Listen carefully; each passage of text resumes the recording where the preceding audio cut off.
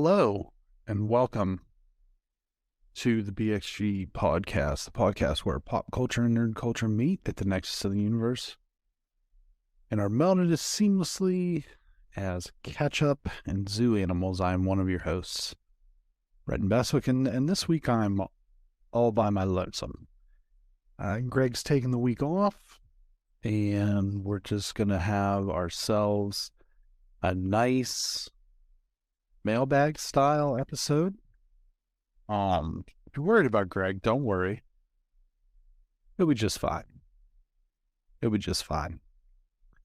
The important thing to remember, though, kids, is that sometimes you can't have your cake and eat it too. But with that being said, we did solicit some questions from the show. We got a lot of responses. We're all over the place in this mailbag. We've got some sports questions. We got some movie questions. We got some game questions. We got some food questions. We got some nonsense questions. But I'm excited to kind of jump in here. And I think that the first question that I will answer, where's the beef? And I guess my response to that would be, if it was up your ass, you'd know where it is. So there's that. Let's see here.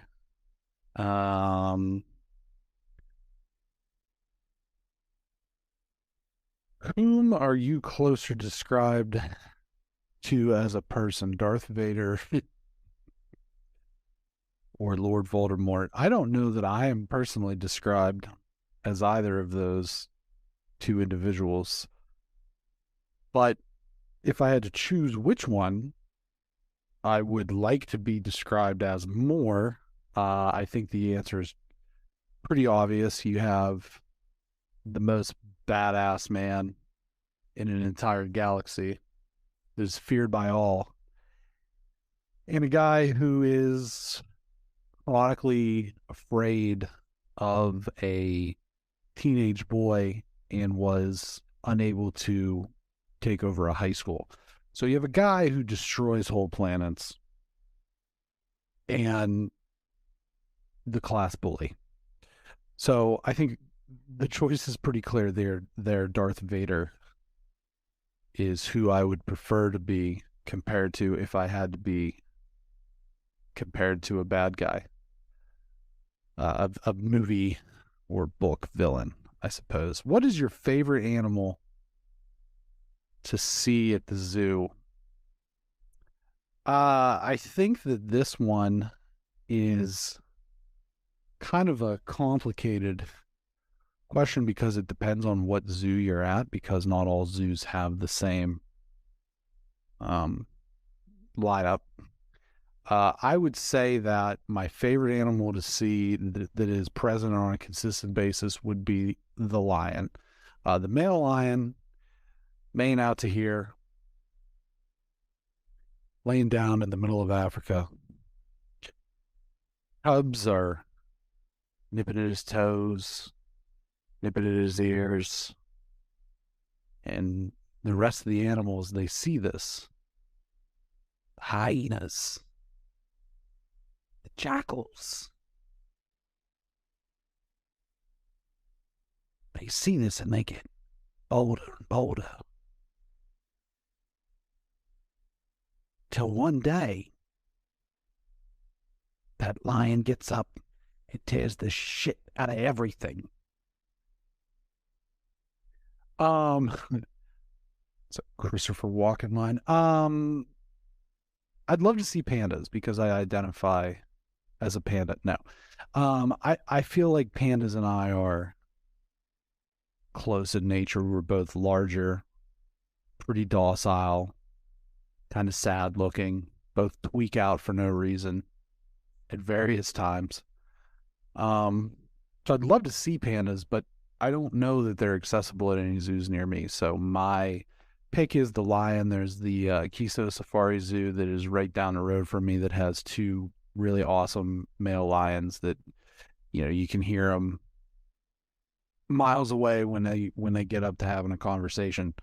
So I'm a big fan of them. And if you are from the area, Kiso Safari is a great small local safari style zoo that you should check out. It's very cool. You can walk it in an hour or under.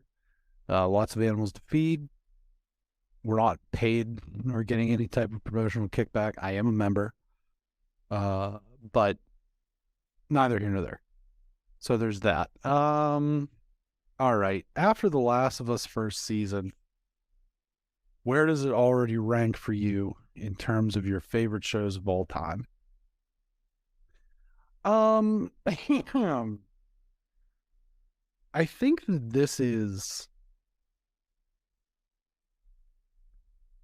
kind of an unfair question, or maybe not unfair, but loaded question. The Last of Us, the game, the story of the game is my favorite story.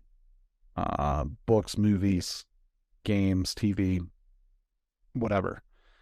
And so the fact that that was so faithfully done and well done is awesome. It's excellent. And like I've said, I've been very happy to share that with people who are non-gamers who've really enjoyed it. But to say my favorite shows of all time, I would say that it's in one of my favorite seasons of all time. I think that there are some very, very, very good seasons of television that I've watched. The Wire season 1, season 3 are up there. The first season of Mad Men is very good. The first season of Deadwood's very good. Some of the seasons of the third and the fifth season of Breaking Bad are awesome. Awesome pieces of television. The first few seasons of Game of Thrones are very good. So I would put The Last of Us season 1 very high on that echelon. I think that it would be probably a top 5 season for me. I don't know where it would specifically fall, but to say where is it in terms of my favorite shows is I feel like I need to see more to really put it in that pantheon. And knowing what comes via having played part 2 and kind of getting a feel for how they're going to present things based upon some of the things that have been said in the media from Craig Mazin, from Neil Druckmann, from Bella Ramsey. We'll see. It has a lot of potential. I think at this point, unless it's truly, truly impeccable or truly, truly transcendent, I think it comes in no higher than probably 3. And I think that, The Wire is my favorite show of all time. I think it's first of all criminally underrated in terms of how it's viewed historically by a lot of people. A lot of people haven't seen it. And then Seinfeld is my second favorite show.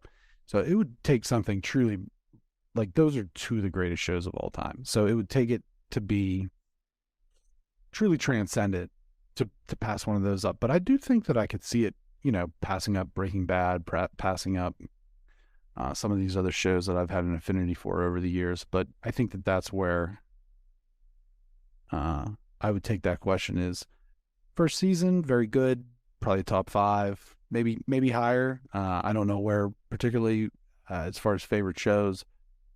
We'll see. Is there anything wrong with putting ketchup on a hot dog as an adult? No. I don't know specifically what would be wrong with that. I'm not a ketchup on a hot dog guy. Never have been. I'm a mustard guy. A little bitty onions. That's kind of where I'm at with my hot dog. But if you want to put ketchup on, I mean, some of the monstrosities that you see across different baseball stadiums are, ketchup is not a big deal. I guess I put ketchup on a lot of things. Chicken fingers, burgers, fries, just to name a few. Not very interesting, but no, I'd like to meet a person who thinks it's a problem for ketchup to be on a hot dog. Um, okay. Uh, Describe your feelings about coming to the realization that you just don't get the game of the year. I probably won't get the game that is likely going to be game of the year, which is probably going to be The Legend of Zelda Tears of the Kingdom. It's a direct sequel of Breath of the Wild. I didn't like a lot of the concepts in Breath of the Wild from the sword or the weapon damage and weapons breaking constantly to the shrines to the overall lack of large scale dungeons. So if that's the route that they continue or are going to plan to take this next game, I probably will not check it out. But at the end of the day, it is a Zelda, Legend of Zelda Nintendo game, and those usually bring home the bacon. I'm sure it's going to sell an asinine amount of copies with the install base of the Switch at this point. But as far as coming to the realization that I just don't get it, maybe not. But a lot of people love Breath of the Wild, and the accessibility and the go anywhere-ness of it. But it really wasn't for me. I think it was one of the lower tier Zelda games that I've played. I don't think it holds a candle to Ocarina of Time, Link to the Past, Majora's Mask, any of those games. So, it like I said, I think it'll probably be Game of the Year just because these things tend to be. But we'll see. And if they cut out the shrines, put more traditional dungeons in, I'd be happy to play it. Let's do some sports questions here. Do the Lakers stand a real chance in the West with their current surge? No, they don't. Health is a factor, obviously. Anthony Davis and LeBron are both pretty injury prone at this point. You have LeBron coming back from a pretty significant injury. Not sure if he's going to have his sea legs under him. And the other thing is, yes, those are two transcendent players, but the rest of the role players, I mean, you have D'Angelo Russell. He's been a former All-Star. He's a better fit for this team than Westbrook, certainly. But I just don't think that they will have the supporting cast to really go toe to toe with the best of the West, where you're looking at Phoenix with the addition of Kevin Durant. You're looking at Golden State's obviously surging, and they're 4-time champions. You're looking at Denver with a full healthy complement of Jamal Murray and Michael Porter Jr. around Nikola Jokic. And so do I think the Lakers could maybe pull an upset against like Memphis? Yeah, I think they could probably pull an upset against Memphis. Memphis is still a pretty young team. There's a lot going on behind the scenes with the whole drama with John Morant. I'm not sure who else is towards the top of the West. But I know that those are probably your three. The Clippers, Paul George is supposed to miss maybe up through the first round of the playoffs with an injury. So I think that there's teams that they could probably beat. I just don't think that Phoenix, Golden State, Denver are any of those teams. And with the way that the seeds are going to play out, it's likely that that's where they're headed in the first round. So I don't think that, unless they get a very favorable matchup, like I said, Memphis is a possibility. But if they pull that 8 seed and have to play Denver, I'd go 4-1 Nuggets. Let's see here. What else we have?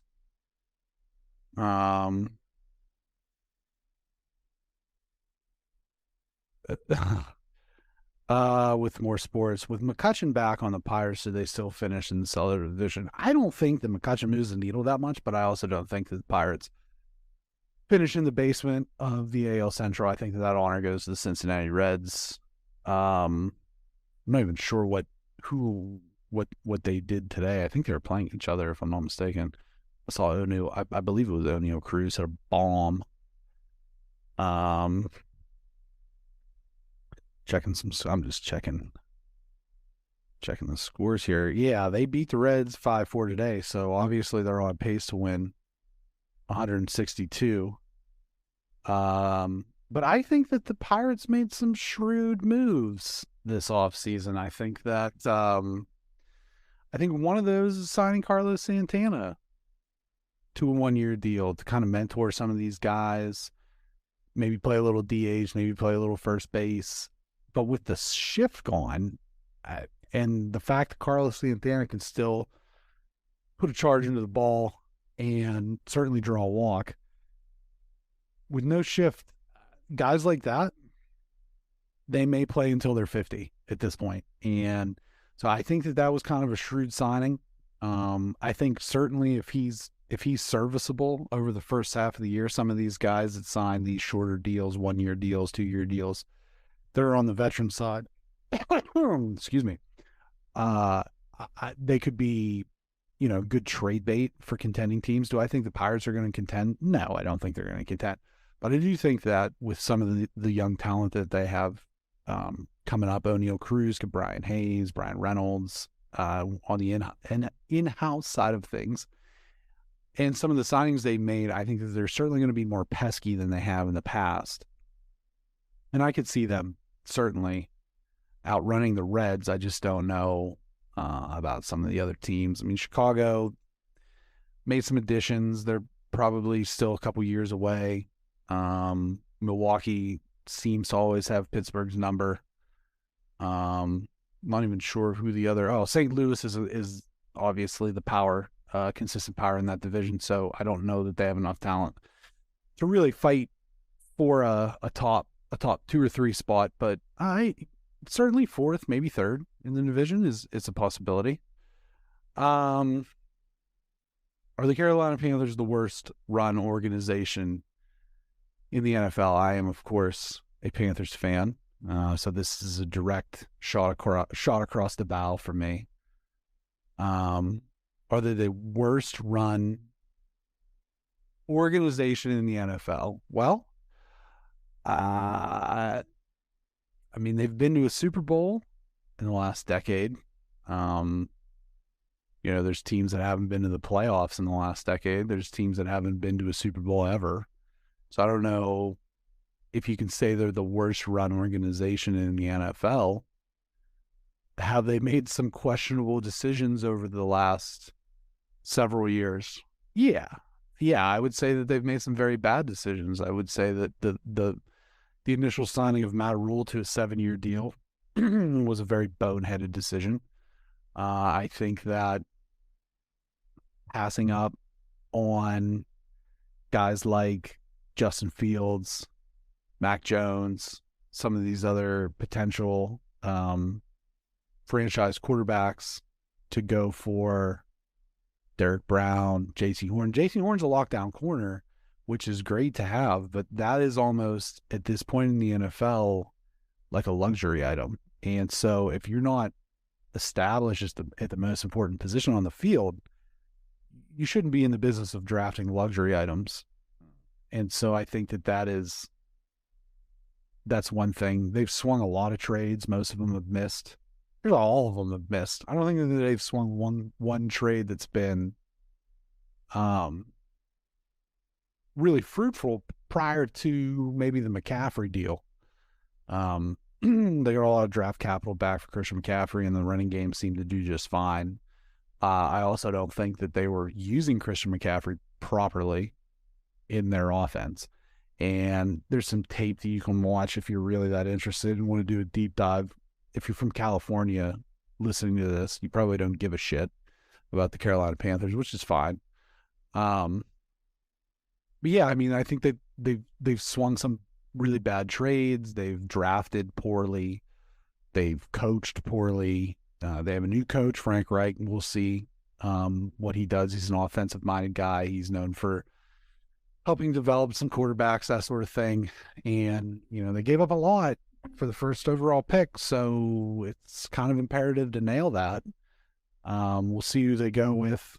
As a fan, you read into these things and you see CJ Stroud, Bryce Young being the top two guys. I don't know if I have a preference, but yeah, but worst run organization, maybe worst run right now is I suppose a possibility, but at the same time, there's teams who are stuck in a perpetual rebuild, and so I think Detroit, not to throw shade at Greg, but Detroit's pretty poorly run from a drafting, developing, consistency standpoint. Obviously, Cleveland made the playoffs 1 year with Baker and haven't made it in the last 47 years combined. Some of these other teams, I think that's just maybe kind of a personal shot, which is fine. I don't care. With LeBron James eclipsing the all-time scoring record this year, where does he stand in your top players of all time? There's two top players. It's LeBron and Michael. No one else is in the conversation.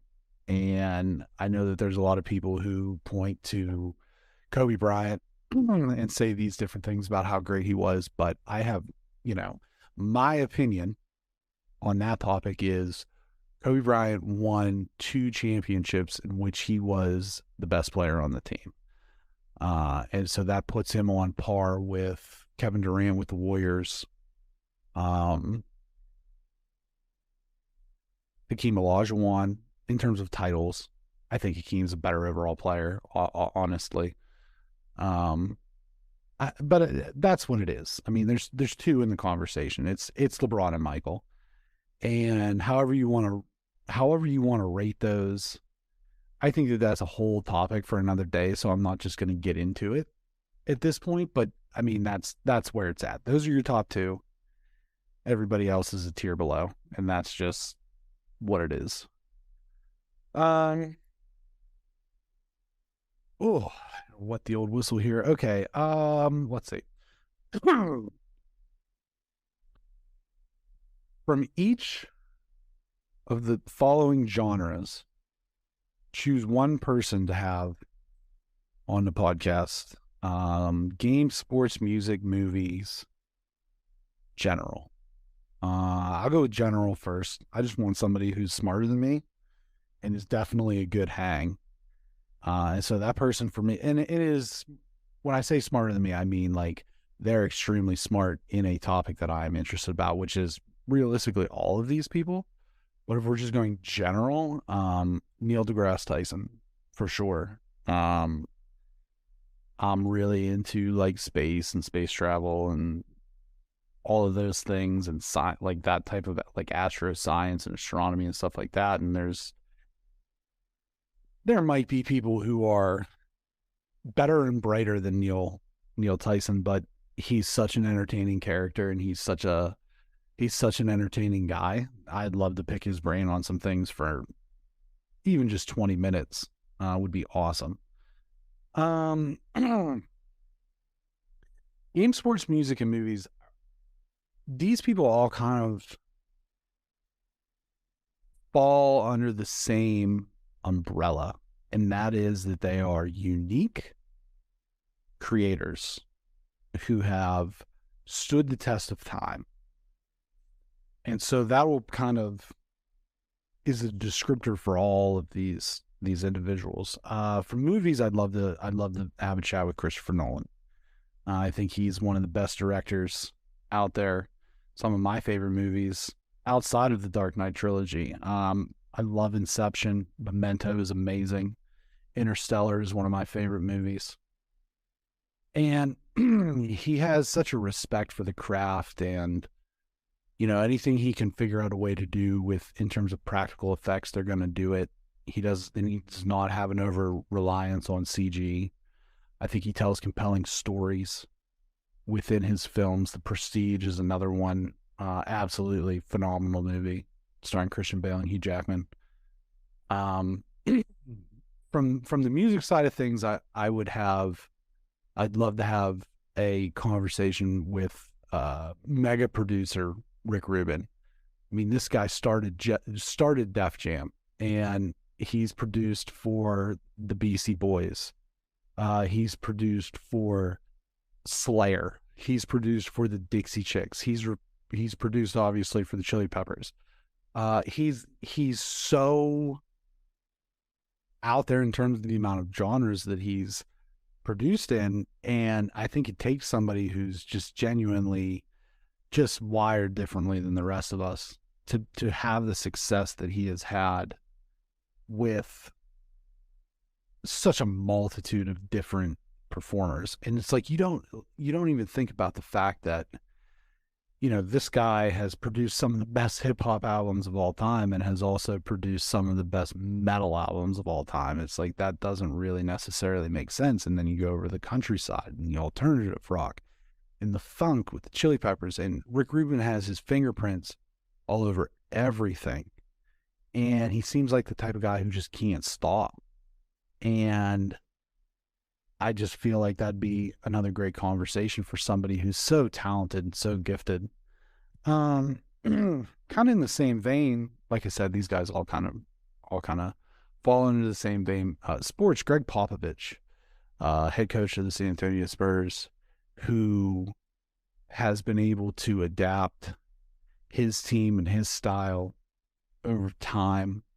A lot of the stuff that you see in today's game with the dribble drive and the drive and kick and, you know, the space and pace and what the Warriors do, it really started in San Antonio. And it started out of a necessity for the fact that Tim Duncan was no longer, or was declining from his prime. And you have these guys like Parker and Ginobili who can get in there and just kind of sling the ball around, you know, make a move to the paint, drive and kick. It helps if you have a selfless superstar to run everything through, like Tim Duncan, who was an above average passer for a big man, and quite frankly, probably the greatest power forward of all time, or at least, you know, one of the top two. But Pop had his fingerprints all over the game the way it's played today. I think that a lot of the Spurs teams that people said were boring to watch, if you go back and watch them, were doing something so different from that era of hero ball that so many teams played in the mid 2000s, where you have, you know, these volume scorers and these volume shooters. You have guys like Paul Pierce shooting 35 times a game. And it was just different. It was a more balanced approach. And like I said, I think that the way the game is played now, Greg Popovich's fingerprints are all over it. And then finally in games, I think that the person that I would most like to talk to, we'd need a translator present, but Hideo Kojima, who is the man behind Metal Gear Solid, Death Stranding most recently, Kojima Productions. There's a sequel that they're working on.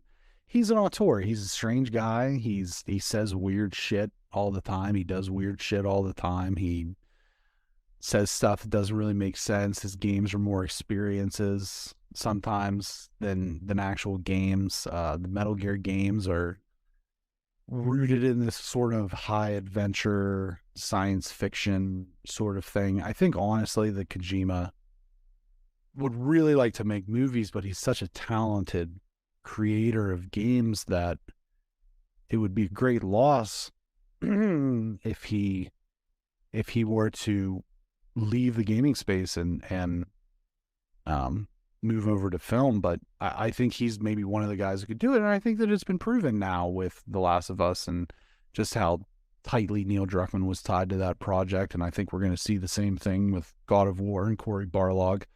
But I think that Kojima is such a interesting, fascinating character. He's arrogant in a way that is endearing, and he's very confident in himself. He's very full of himself.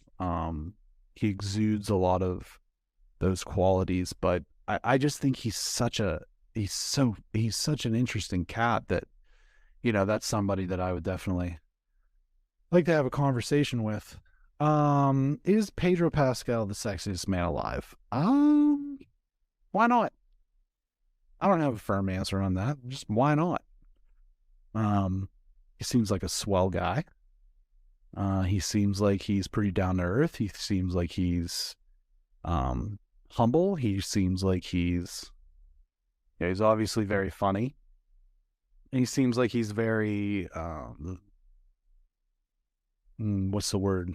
Has a lot of gratitude for the position he's been in, and he's been in some of the biggest projects over the course of the last 10 years. Obviously, Game of Thrones, The Last of Us, The Mandalorian, Narcos, some of the different movies he's been in. Obviously, we're big fans of The Unbearable Weight of Massive Talent, which is just absolutely hilarious. And it actually pains me a little bit to see the meme, or the gif of him and Nicolas Cage on LSD in the car, just taking off now, like a year after that movie came out, because that movie is very funny.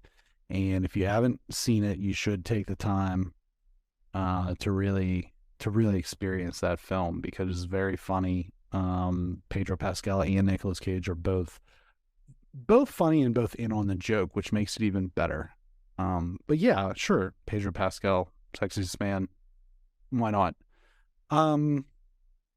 What movie are you most excited to see that's coming to theaters this year? And this would kind of go back to the previous question with Christopher Nolan. The movie that I'm most looking forward to this year is Oppenheimer. And it stars Cillian Murphy, Robert Downey Jr., Florence Pugh, Matt Damon, I think, is involved. Just a wide ensemble cast about J. Robert Oppenheimer, the father of the atomic bomb, and one of the principal characters in the Manhattan Project. And it's Nolan, and he created some of these test explosions with practical effects. There's no CG. It's a Christopher Nolan movie, and those are typically must see for me. And, if I can get to an IMAX, because his movies are meant to be seen in IMAX, that'd be great. But yeah, definitely Oppenheimer. And then two more here. Is King of the Hill the most underrated animated show of all time? And what's your animated show top 10? I am not a King of the Hill guy. I know a lot of people like it. I know a lot of people, propane and propane products and all of that sort of thing. Is it the most underrated? I guess, beauty's in the eye of the beholder.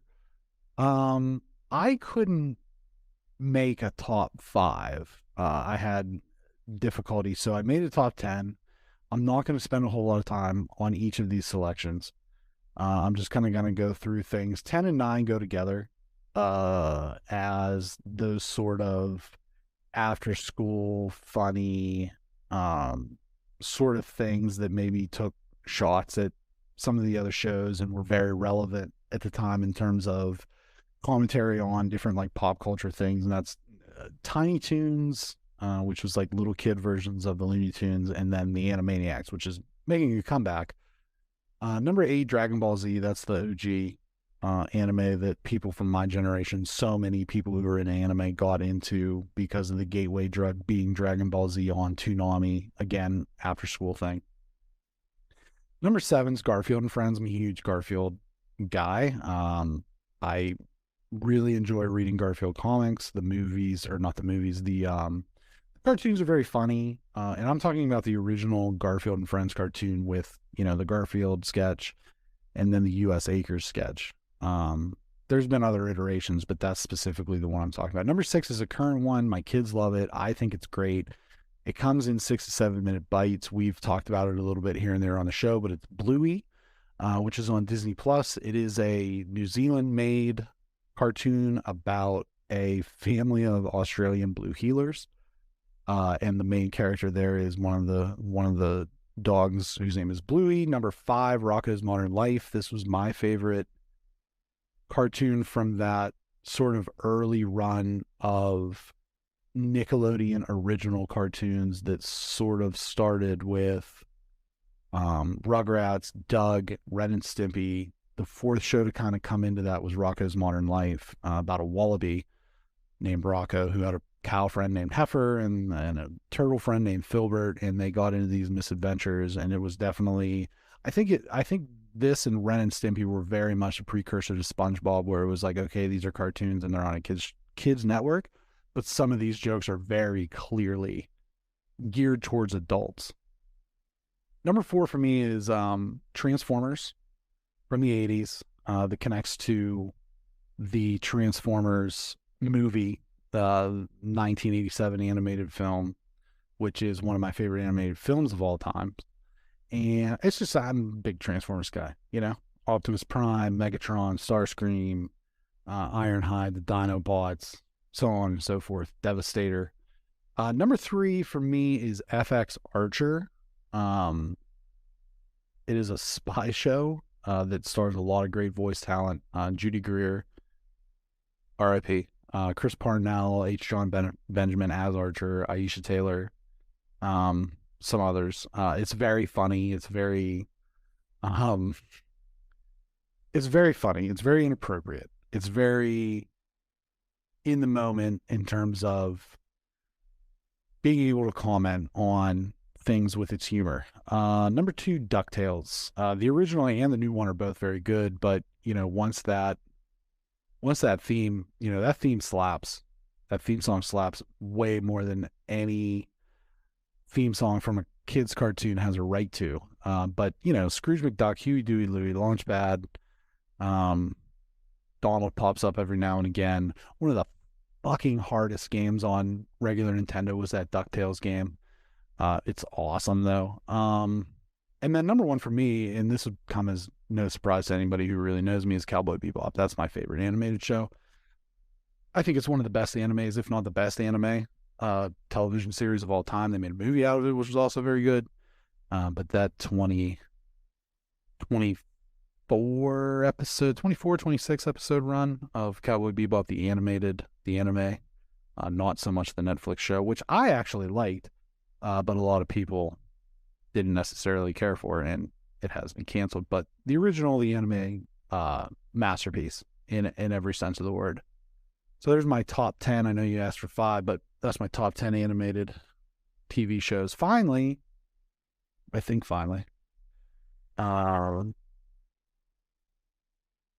believe, yeah.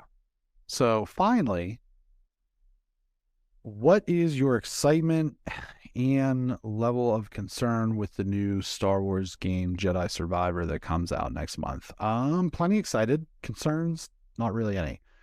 This is a situation where this is a proven IP. This is a proven team. Respawn has proven themselves over and over again with Titanfall, with Apex Legends, and then of course the original Jedi Fallen Order. And unless they make radical changes from the gameplay from the original to the gameplay looped from the original, or they take the story in a place that is just completely insane, I think that there is no reason to really be concerned. I think a lot of times when you have a new IP, whether it's licensed like this is with Star Wars or not, I think the second game, in many cases, is what the developer had in mind for the first game.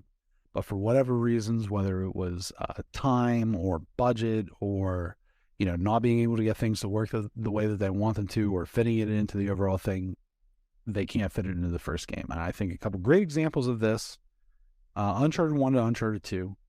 And Uncharted 2 was such a leap from Uncharted 1, which is in its own right a great game. And